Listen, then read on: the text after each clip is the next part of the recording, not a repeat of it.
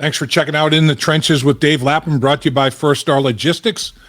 And in this episode, we catch up with the first father of Cincinnati Bengals football. That would be Joe Burrow's dad, Jimmy. We've had Jimmy Burrow on many times as a guest, and he's phenomenal. I mean, he's a great player himself and a great coach. Coached for a lot of years on the defensive side of the football. And he was a defensive back himself, but he's got a son that's a heck of a quarterback. There's no question about that. When we talked to Jimmy about the Cincinnati Bengals and how what his perspective is on how they're playing and how they're improving and all the things that go along with that. And very importantly, at the very end, we talk about the Joe Burrow Foundation and what they're doing for a lot of people.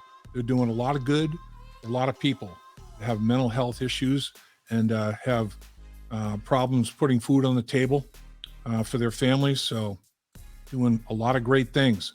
Joe Burrow on the field, off the field. Joe Burrow's family off the field in support of him as well. It's all good stuff. Check it out.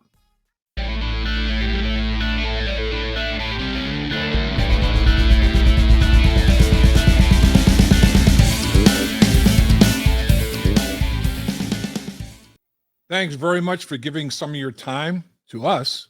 You're in the trenches with Dave Lapham, brought to you by First Star Logistics. And you're also in the trenches with a guy named Jimmy Burrow, who happens to be Joe Burrow's dad. And Jimmy, you're a very special guest, and we appreciate you carving time for us because things must be crazy. It's that time of year, boy. Your son's out there doing his thing. Well, I forgot how crazy it really was down in Louisiana. So we got back late last night. So today's a little kind of an off day, but what a weekend. Had a lot of friends and family, and the Bengals played great. Joe played great, and it was good to get back down to Louisiana, get some Cajun food, and see some friends. I'll tell you that's a heck of a trip, and what a trip it was for Joe and Jamar and all the guys that played at LSU, but particularly Joe and Jamar to go back to where they won that national championship in that very venue, and just a class act by your son to put on Jamar Chase's game jersey that, Jamar had on his wall. And Joe said, "Let me have that jersey." Jamar took the jersey down, and Joe basically, wore that coming into the stadium in support of his teammate Jamar Chase. And that tells you the kind of teammate and the kind of leader that Joe Burrow is. That was big time. Well, they're close as teammates. They're close friends. We've become good friends with Jamar's mom and dad.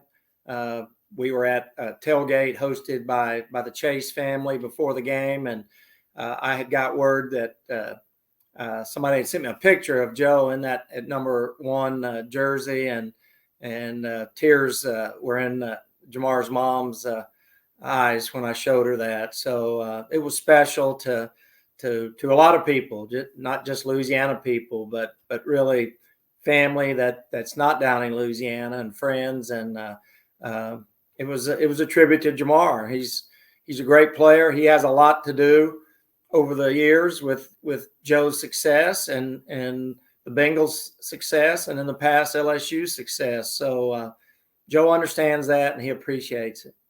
Yeah, that's just a special dynamic there. And like you said, New Orleans is a great place to travel if you're not a resident, to go check out Bourbon Street and all the things that go on in the French Quarter. It's a lot of fun. It's a great tourist city for sure. But you've traveled everywhere, and I know you were nicked up a little bit. You had an injury. I saw you on crutches getting around a little bit. How you doing physically, by the way, Jimmy? Well, I ditched the crutches for a knee scooter. The crutches didn't last very long, but I had an operation. My foot. I've been non-weight bearing now for 2 weeks pre-surgery and 7 weeks afterwards. So tomorrow is a big day for me. I'm hoping X-rays show that I can at least start weight bearing to a certain extent with a walking boot. So we'll see. I won't be able to just run out of that doctor's office, but I'm hoping the knee scooter is less and less needed. But we still gone to every game. The Bengals have been great. to help me get around in Bengals at the Paycor and the away games. So I appreciate that because I can tell you, without help on a knee scooter, especially going down Bourbon Street, it's not easy. So, but it's fun and to go to the games still. And as I said, a lot of good people have helped me get through these games. Well, you're a trooper. I mean, it can't be easy travel with that to deal with. But now I know where Joe Burrow gets his physical and mental toughness. It's from his dad, Jimmy. Well, I don't know about that. His mom's had to be tough to put up with me these last 7 weeks and kind of take after me, caretake me around the house too. I mean, literally, if you can't drive, you can't do anything these days, and that's really been me. It's almost, well, it is. It's house arrest, so to speak, and Right. hopefully I can get back to normal here in the next few weeks. Well, it was good to see the Bengals finish and close out a game like they did down in New Orleans, Jimmy. And football's your life. I mean, you're a great player and you coach for so many years, and you know everything there is to know about the game of football. And lose a game in overtime in the opener to Pittsburgh by 3 points, lose to Dallas by 3, beat the Jets by 2 scores, beat the Dolphins by 2 scores, but then lose by 2 points to Baltimore and finish and win one, at New Orleans. Any one of those 3 losses, one play, and it's a win. I mean, that's life in the National Football League. Yeah. But to make plays when they had to be made, avoid mistakes and make plays down the stretch, it's a roller coaster and it's a seesaw in the NFL. But it was good to see them get that done in a very, very tough environment. How loud was it down there, Jimmy? I took my headset off at one point and I couldn't hear anything. What was it like down there? It was loud. I'd say certainly comparable to Kansas City because of the especially indoors. Right. I'd been there for the national championship, but the noise it was on our side. So this was a different perspective, and it was loud. Once again, I credit to the offense and defense for getting signals in and being able to produce on both sides of the ball and execute like they did, because it's not easy and some teams can't handle that type noise and pressure, but the Bengals are certainly built to do that. Yeah, only 3 penalties on the day, 30 yards and penalty yards total. It wasn't, I mean, there weren't a bunch of false starts, and they handled the silent count and the communication of that, very, very beautifully. And I'll tell you, Joe was incredible in this football game. We've talked about this before. There's so many boxes that you want quarterbacks to check, and Joe checks them all, in terms of, like we talked about, physical and mental toughness, accuracy, decision-making, all those things.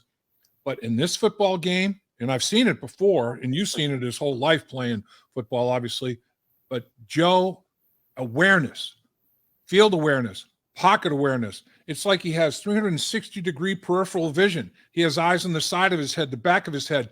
For him to make the moves when he makes them, to pivot away from people, climb the pocket at just the right time with his eyes down the field, and see Tyler Boyd, who had gotten knocked down. He's knocked down and he jumps up and presents himself as a target. Joe finds him. It's like, it's unbelievable what he can do. And then the way he negotiated and found that little crease between the center and the guard when they did that little double A gap twist blitz, and he found a way to crack through there. And on a third down, 3rd and 8, he goes 19 yards. A red zone touchdown on 3rd down is a killer. And he does that. He hits Joe Mixon on 3rd and 9, 3rd and goal from the 9-yard line for a 9-yard touchdown pass. Killer. The fact that he is so aware and so athletic, it's incredible. It really is. He's always taken a lot of pride in his being able to extend plays, and he normally doesn't try to extend a play to run. If it presents itself like it did Sunday, then he can run, but he would prefer, his eyes are always downfield. I think that's why you see him a lot of times when he does escape, he makes a play throwing the football more times than running. I think he'd also like to think he's a much better athlete maybe than people give him credit for. He can run pretty good, and he does have a uncanny ability to get out of harm's way sometimes. But Sunday, the receivers separated, and the protection was there, and the accuracy, and we kept them off guard with some new things that looked like we had to put in, the coaches had put in, and it just kept getting better and better as the game went on, and you saw what happened in that second half. Get the ball to the playmakers in space, and a lot of good things are going to happen. And the defense just keeps giving us a chance the whole game. They may bend but don't break, and when our offense isn't clicking, they've been really consistent almost the whole year. And injuries did affect the defense some in that game, but Lou Anarumo does a great job, and he'll find a way to put guys in the right position for this next game also. Yeah, there's no question. I mean, in the second half, Joe, 11 for 12, 179 yards, 2 touchdowns. Are you kidding me? 11 for 12, 179 yards, 2 touchdowns. That's perfection. I mean, literally. So I talked to him in the post game after the game, and kiddingly, I said, Joe, what happened on the incompletion? Come on, man. And he's trying to literally think about it. I'm like, I'm just kidding. He is a perfectionist, but that's what makes him so great. I mean, there's no question about it. And then on third down, he leads the National Football League. The latest stats have come out on third down. 136.9 is his quarterback rating on third down. Completing 73.8% of his passes leads the league. 514 yards on third down is third in the league. 8.43 yards per attempt is sixth. 7 touchdown passes, number 1 in the league. No interceptions, tied for fewest in the league. That +7 ratio, best in the league. I mean, he is the money down, third down. Like I said, 3rd and 9, 3rd and goal from the 9. Joe Mixon, 9-yard touchdown. 3rd and 8 from the 19-yard line. Scrambles it in. That from the right hash mark to the left sideline, I mean, it was wide open, and Joe saw that bad boy right away. It's just amazing what he does on third down. Those third down red zone touchdowns. You as a former defensive coordinator, what does that do to you? You have everybody covered. Yeah. You have a good pass rush, and Joe kills you.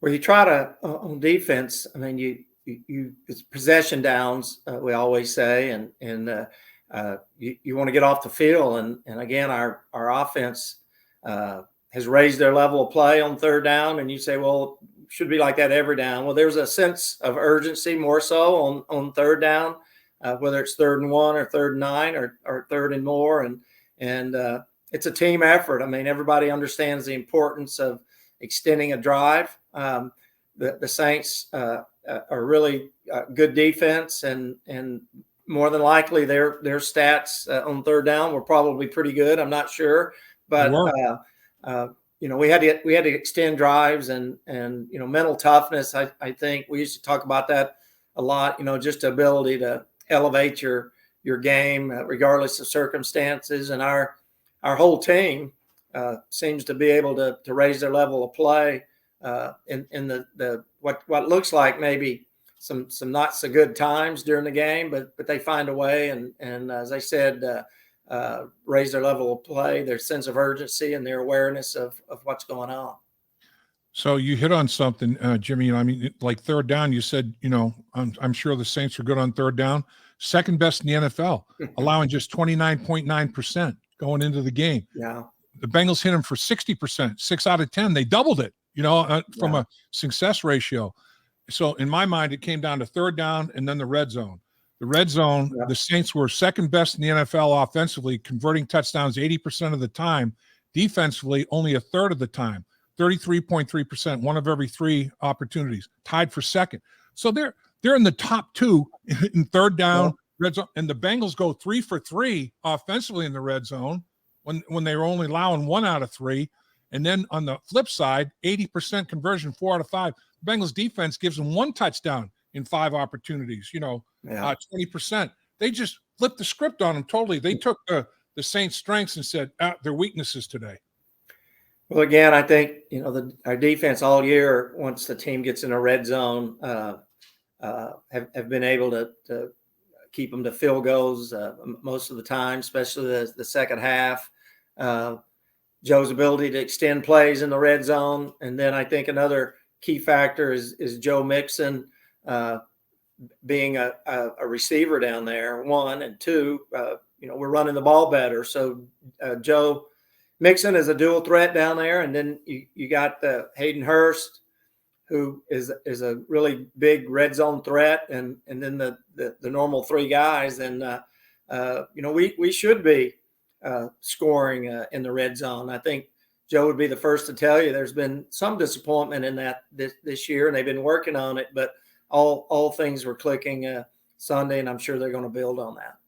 Yeah. I mean, it was just a great performance. Let me ask you this as a brilliant defensive mind, like you got being a coordinator for all these years in college football, the RPO, the run pass option, they did a tremendous job of that.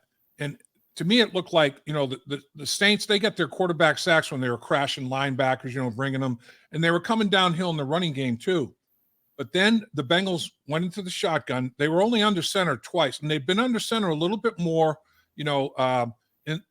like in weeks 3 and 4, and trying to get that running game going, then play action pass a little bit.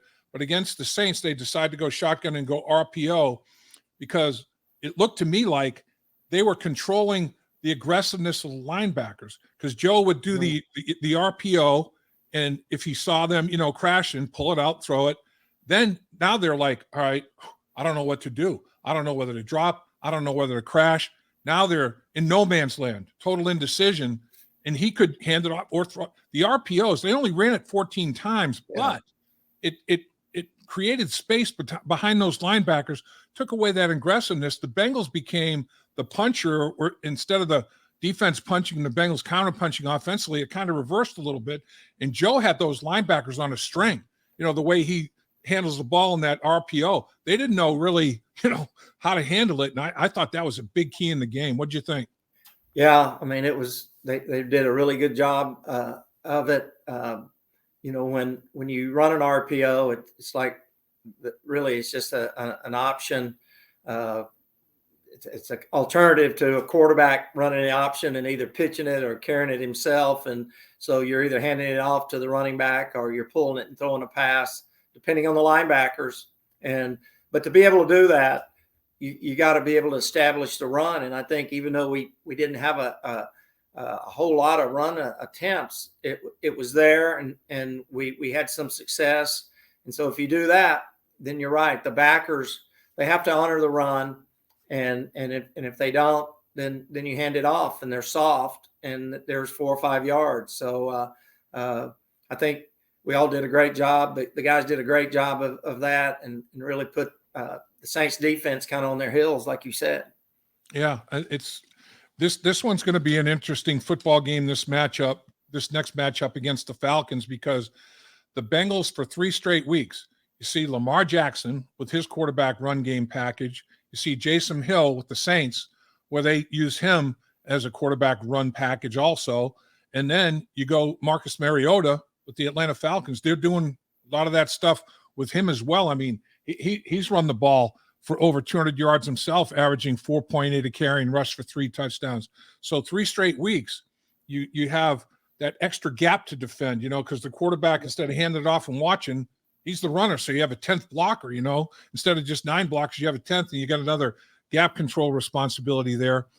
Defensively, how much pressure does that put on you, Jimmy? If you're game planning for a quarterback that can run, like the Bengals have seen 3 weeks in a row here, how much stress does that put on you?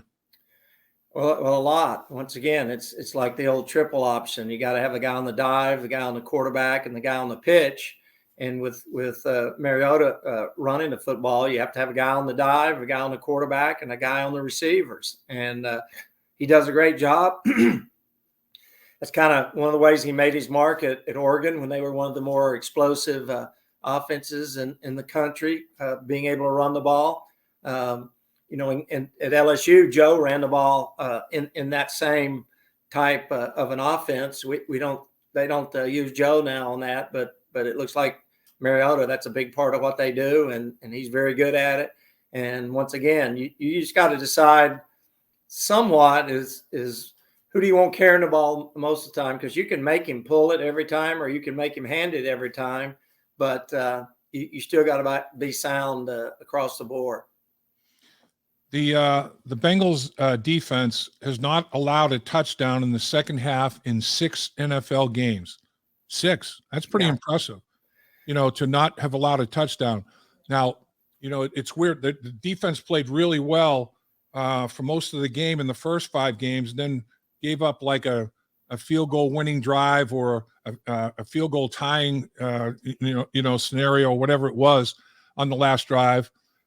But it almost reversed itself against the Saints. They had their struggles, particularly against the run. But when you had to make a play, McPherson hits a 52-yard field goal to bring the Bengals closer. And then you get a 3-and-out. And after the 3-and-out, shank the punt. And Joe and Jamar, fittingly, hook up on the 60-yard touchdown down there in that dome where they feel so comfortable to make that big touchdown to take their first lead of the game. And then the last drive, Jimmy, defense steps up and fourth, Hendrickson hits Andy Dalton as he's throwing, 3rd down incompletion, and then try to go deep over down the sideline for on 4th and 17, and Eli Apple makes a play and the game's over. So when the defense had to step up, it was just the reverse. They struggled a little bit during the course of the game, but at the end, stepped up and made big plays. Yeah, I mean, that was kind of a classic team effort, especially in the second half, offense, defense, and special teams. And I think sometimes maybe what gets overlooked is at halftime, Lou and the defensive coaches make awesome side adjustments, game plan adjustments. And I mean, they've given up a field goal here and there toward the end, but to keep somebody out of the end zone like they have, you're going to win a lot of games. And then, as you said, that's a big stop at the end of the game there. And, it sounded like, it looked like there were just a lot of different players, again, raising their level of play, knowing what was at stake, doing their assignments, and making plays. So, hopefully, and I'm confident that it will continue. And once again, offense, defense, and special teams, that's the way you win football games. Joe was like a point guard, as he usually is, distributing the football. Jamar Chase, 10 targets, 7 catches, 132 yards, 2 touchdowns, one of them being the 60-yarder. Tyler Boyd targeted 6 times, 6 catches, 66 yards. T. Higgins targeted 10 times, 6 catches, 47 yards. So your big 3, 7 catches, 6 catches, 6 catches. It's getting everybody involved. That makes it tough on the defense, doesn't it? Well, he never really picks out just one guy.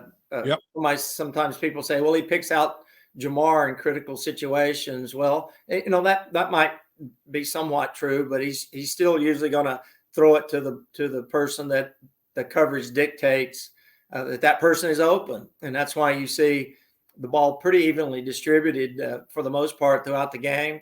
Are they doubling Jamar? Then T's open. If they're playing cover 2, then you check it down, or you get Tyler Boyd working on the seam players, and it all adds up to like an orchestrated effort by 11 guys to get those things done. And but it goes back to protection, and it goes back to still being able to be a running threat, and both of those things were very positive Sunday.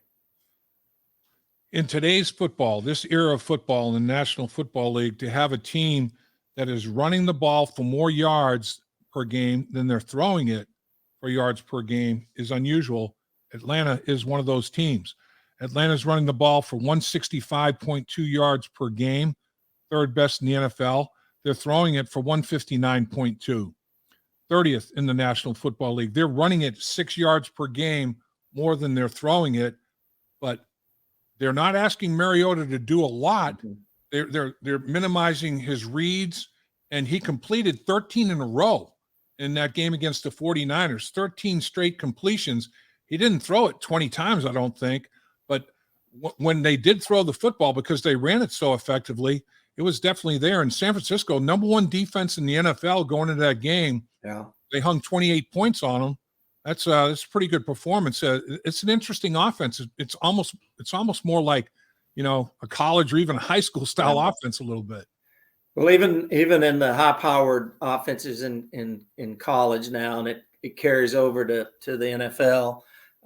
We get spread people. Your number one objective as a defensive coordinator, and I've talked to Lou enough to know that he feels the same. You have to stop the run, and if you don't stop the run, it's going to be a long day. And the Falcons do a great job of establishing the run, but that's the number one objective, to get them into some passing situations. But if you don't limit those first down yards per carry and second down, all of a sudden you're in third, 1 and 2 all the time. That makes it tough. So you got to do a great job stopping the run, especially this week.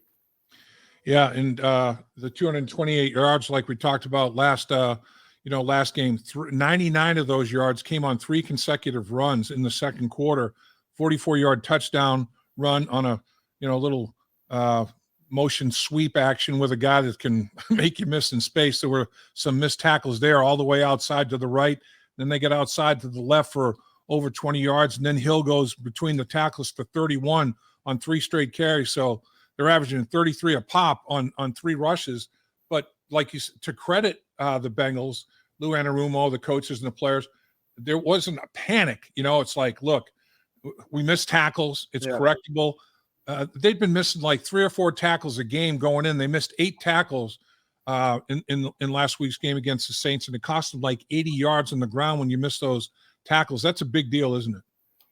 Yeah, I mean, it leads to big and explosive plays. But guys like Alvin Kamara, that's not easy, and so it's going to happen sometimes. But tackling is again, that's the key to stopping the run. That's the key to yards after the catch. And we normally do a great job. We've done a great job all year, but there's some games where guys on the other side get in space. It's like Joe tells me, the guys on the other side that get paid to make a lot of plays too. So it happens, but at the end we got it done and got pressure on the quarterback and made some tackles, kept them in bounds, and things were great. Do you think we'll see more of the RPO with the success the Bengals had? And Joe gets the ball out of his hands so quickly, and that RPO, I mean, it's like, okay, I'm going to pull this because I see this. I see this right now, and as soon as he pulls it, man, it is gone. It's out of there. Well, he's always liked the RPOs. I mean, he started in high school running it, and then even when he was at Ohio State, and then they made a living with it at LSU with all those explosive athletes they had. So it's something that he's confident in, something that he feels real comfortable with. And I mean, if you're having success with it, you can build off of it. I mean, there's other things you can do with it, play action pass wise, where it might look like an RPO, but it's just another way to play action pass out of the shotgun. And it's not like you're under center and you're turning your back and faking. You're faking for a deep shot. And I'm sure those type things will just continue to be integrated into the offense. The 60-yard touchdown pass that Joe and Jamar hooked up on, seen it so many times, a little back shoulder throw 10 yards down the field. Jamar makes the corner miss. And then Tyrann Mathieu, kind of takes a little bit incorrect angle. His football geometry wasn't good enough. And man, I swear now, Jamar in 2 steps is going full speed. This guy can accelerate. It's amazing to watch him. Joe said it when they drafted him. He said, man, where do you see this guy? I mean, he's a freak. And he is. This guy is an absolute freak. It's incredible to watch Jamar Chase. He's got that lower body strength. He's got that contact balance. And when he runs, you can put an egg on his head and it won't roll off. His upper body is still, and those legs are going, man. He's incredible. He really is. Yeah, I would bet he's one of the fastest guys in the league, and maybe for his size, he might be the fastest because he's a big-bodied receiver. Yeah. Those throws that Joe connects with him on those back shoulders, they don't require a lot of separation. He's so physical, and they've worked on that since 2018 for a couple of years. I'd like to know how many times that Joe in practice has thrown an individual route to Jamar on that particular play. I know we didn't hit it some earlier in the year, but it seems to be clicking now. T. Higgins is very good at that too, with his big body to get back shoulder fades, and it's not easy, but your defensive backs. Of course, I coach defensive backs, so you're saying, well, that's where I'm supposed to be as a corner, but you start cheating, and then that's where our speed guys like Jamar and T just run by them. So hopefully they'll start sitting on those a little more, and we can get the ball even farther downfield. Yeah, I think that's another thing that Joe's done so well is his patience and his discipline, because everybody, is playing this soft cover 2 shell type look. And he's like, all right, I'll take 8, I'll take 12, I'll take 10. All of a sudden, you got 30 yards down the football field. And as a defense coach, like, man, we got to get him out of this rhythm. We got to do something a little differently. So, it's like, who's going to blink first? And Joe doesn't usually blink first, man. He makes the other guy blink. Well, Joe Mixon is very, very good receiver. Another thing people don't talk about is Joe Mixon in space. Just like our receivers he's very good in space. He had a great juke on somebody the other day, and if you get him the ball with vision and looking upfield, then he can run around you, he can shake you, or he can run through you, and that is a way to attack 502 deep and zones and still get yourself in a manageable second down and short or medium or third and short, or just get the first down. So it's been getting better every week.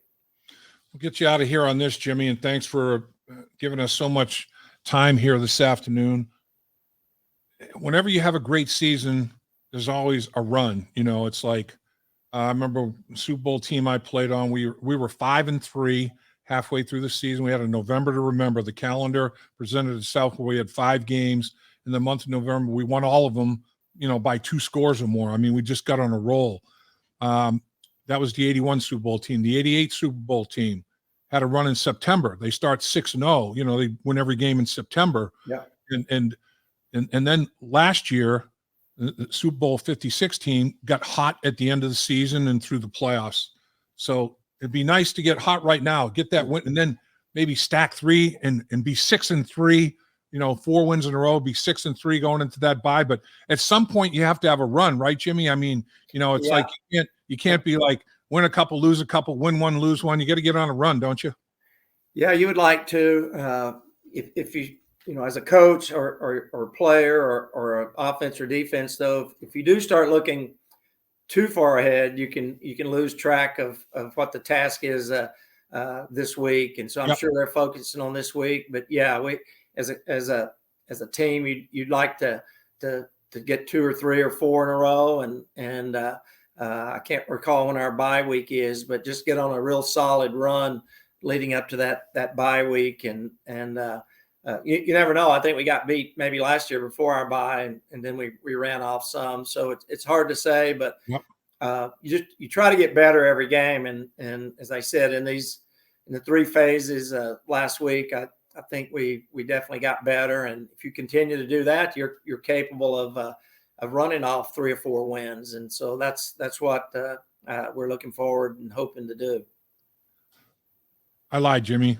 I'm going to get you out of here on this because I got one thing too at the end, unless you're going to bring it. Well, maybe we're on the same page because Joe Burrow is using his the fact that he's so popular and his fame as such, started a foundation. Yeah. And you and Robin are heavily involved, obviously, in the foundation with Joe. Tell us about the foundation. Okay. Tell us about the role that you have in the foundation. And you guys are going to do a lot of good for a lot of people. And explain what's going on there, sir. Okay, well, that's what I was hoping to get a chance to talk about. I appreciate you bringing it up. Yes, we Joe launched the Joe Burrow Foundation a few weeks ago. Its mission statement is to provide resources and opportunities to the underprivileged and the underserved. And we targeted Southeast Ohio, Athens, Baton Rouge, down in Louisiana, and the Cincinnati area. But we can really focus anywhere we want to across the country. It pretty much is based on children's mental health and then also food insecurities, which Joe had an impact after his Heisman speech. And we just felt that with Joe's platform and his ability to reach people, whether he's on the field or off the field, that we could help a lot of families across the country. So we've already had a great response. We got a advisory board in the Cincinnati area and Southeast Ohio, and got one down in Baton Rouge. So we put together a plan. It gets more specific as we continue to get more funds. Joe becomes more involved, certainly when the season is over. Yes, his mom Robin and I are involved heavily. Amy Floyd is the executive director from over there in Cincinnati, and Right. we got a lot of community leaders, and we're excited. That first order of business was to pay off 20 families' medical bills over at Children's there in Cincinnati that they were they had run up some bills and were struggling to pay for mental health issues with their kids, and so we took care of that. The foundation took care of that, and those are the type things that we're going to continue to do. And you can go on joeburrow.org. A lot of people seem to like number 9. They give $9. They give $9.99. We like is ever how much somebody wants to give, as little as possible or as much as possible. But it's we feel good, and Robin and I feel blessed and fortunate that Joe's success at LSU and the Bengals, those football teams has put us in the position to be able to make a difference, and we're gonna try to do that over the next several years. Well, I admire you. You got a heck of a family, because a lot of people wouldn't even think about that scenario. They wouldn't think about giving back to those less fortunate. Joe says everybody should feel the responsibility to do good, and this is his way of knowing that he's doing good, and we as a family are doing good. And he basically has what he calls 3 homes, Athens, Ohio, Baton Rouge, and Cincinnati, and been big part of Joe's life as well as our family's lives, and he just wants to give back to those areas, and we're going to try to really help a lot of families there and across the nation. That's phenomenal. You got a great family, and the fact that you want to share the successes and the things that go along with those successes with others is great. I mean, it's a heck of an example that you guys are setting for a lot of people in this country. There's no question about that. And what's your title, Jimmy? What should we I'm the call vice you? president, and you're Robin Mr. is the secretary treasurer. Joe's the president. I mean, really, those roles are interchangeable. Right. You just have to organize it, for just to make sure. Right. There's a record of a staff, of a board of directors, and that's our board of directors. We have 2 other of that 5-member board. That one is Joe's financial agent in Baton Rouge, Lord Murray's the company, and then his lead marketing representative, WME, William Morris, Endeavor. They're 2 of our 5 board members, but it's just like a football team. It's a team effort. I'm retired, so I have a much more time than Robin. She's actually in Columbus today, speaking at a counselor conference. So that means I just get to do more during the day and make phone calls. But we're all in it together. And once again, joeburrow.org. People that click on there and donate, Joe considers them just a part of the Joe Burrow team, and so we'd appreciate your help. It's for a good cause, and we're going to make a lot of families happy and help them out as we progress here. That's awesome. Joe Burrow making plays on the field and making big plays off the field as well. You got to be proud. You got to be a proud dad.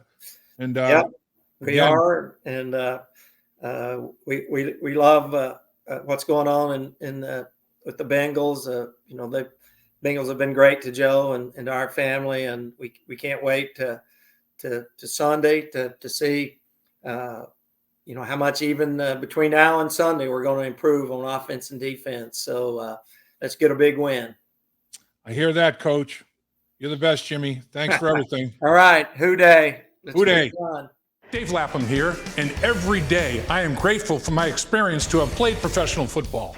As a player, I realize self-motivation, leadership, and appreciating your teammates are key. At First Star Logistics, you can use those same attributes to create the life you want for you and your family. Build your future by working hard like I did. You'll see results both on and off the field. Call First Star Logistics today and be part of our winning team. Opportunity knocking.